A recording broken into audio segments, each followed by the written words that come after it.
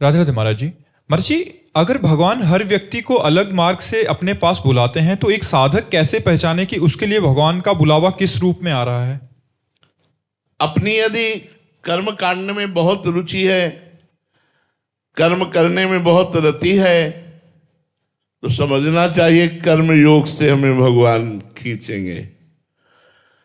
अपनी बुद्धि विशाल है, उसमें विवेक का प्रादुर्भाव हो गया है सत्संग से, संपूर्ण संसार मिथ्या लगता है, एकमात्र ब्रह्म सत्य है और वो ब्रह्म मैं ही हूं, ऐसी वृत्ति वो सांख्य योग का ज्ञान का अधिकारी है।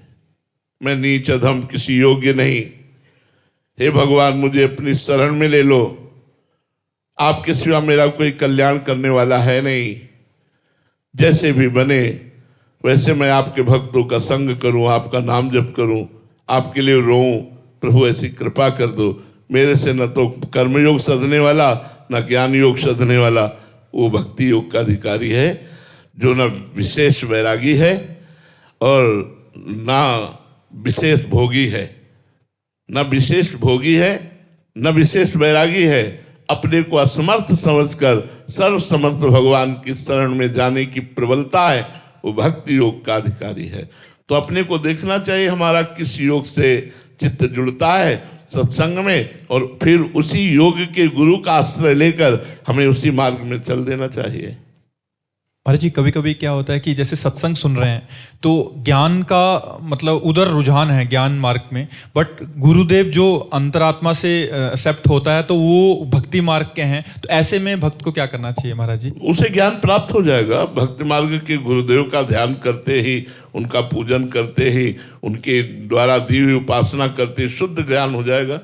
महाराज जी, बहुत सारे ऐसे प्रश्न आते हैं। नहीं, ज्ञान का तात्पर्य केवल बाहरी बोलना नहीं है,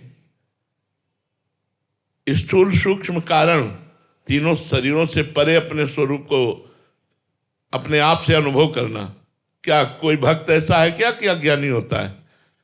जो सखा भाव है, जो सहचरी भाव है, जो गोपी भाव है, जो ब्रह्म भाव है, वो इन तीनों से तो अलग है ना। तो चाहे भक्त हो चाहे ज्ञानी हो, तीनों शरीरों का त्याग करके स्वरूप स्थित रहता है। तो ज्ञान का स्वरूप तो यही है ना कि नानात्व को मिथ्या अनुभव करते हुए बाद में सबको ब्रह्म स्वरूप देखे। तो नानात्व को मिथ्या अनुभव करते हुए बाद में सबको सियाराम में सब जग जानी, सर्वम खलनिदम ब्रह्म, दोनों की स्थिति तो एक ही है। क्या परेशानी है? भक्त अज्ञानी होता है क्या? भक्त तो महाज्ञानी होता है। हनुमान जी ज्ञानी नाम अग्रगण्यम बुद्धिमताम वरिष्ठम, भक्तों में सर्वश्रेष्ठ। गरुण महाज्ञानी गुण राशि, विश्वामित्र महामुनि ज्ञानी। कौन कहता है भक्त ज्ञानी होता है? भक्त में जो विशुद्ध ज्ञान होता है, शायद ज्ञानी में वो विशुद्ध ज्ञान ना हो जो भक्त में होता है, क्योंकि भक्त को स्वयं जगत गुरु भगवान ज्ञान कराते हैं। वो केवल शास्त्र पढ़ के नहीं, सोई जाने जे देहु जनाई और जानत तुम्हें जाई। ब्रह्मबोध तो सबको हो जाता है, चाहे वो उत्तम भक्त हो या उत्तम ज्ञानी हो।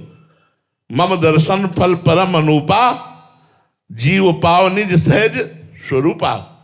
भगवान का दर्शन होते जीव अपने सहज ब्रह्मानंद स्वरूप को प्राप्त हो जाता है। चले तो भजन करे ना, सतमार्ग में चले ना, तब तो लक्ष्य की प्राप्ति हो। बातों से तो न ब्रह्म अनुभव होगा न भगवत प्रेम होगा।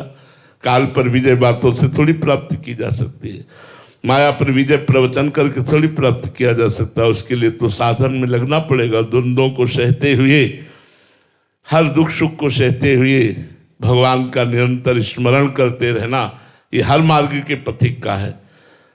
देखो, सनक सनंदन सनातन सनत कुमार परम ज्ञानी होते हुए भी हरिशरणम हरिशरणम हरिशरणम रटते रहते हैं। भगवान शंकर ज्ञान समुद्र होते हुए भी भगवान की लीला कथा का गान करना, भगवान के नाम का जप करना, ये करते रहते हैं। तो क्या ज्ञानी भगवान से विमुख होता है क्या? नहीं, वो तो भगवत स्वरूप ही होता है। कोई भी ऐसा, सुखदेव जी ज्ञानी नहीं है क्या? 18,000 श्लोकों का गान करते हुए हर समय भागवत में रमण करते हैं। वही ज्ञानी है जो भगवान में रमण करे, आत्मा में रमण करे। भगवान हमारी आत्मा है।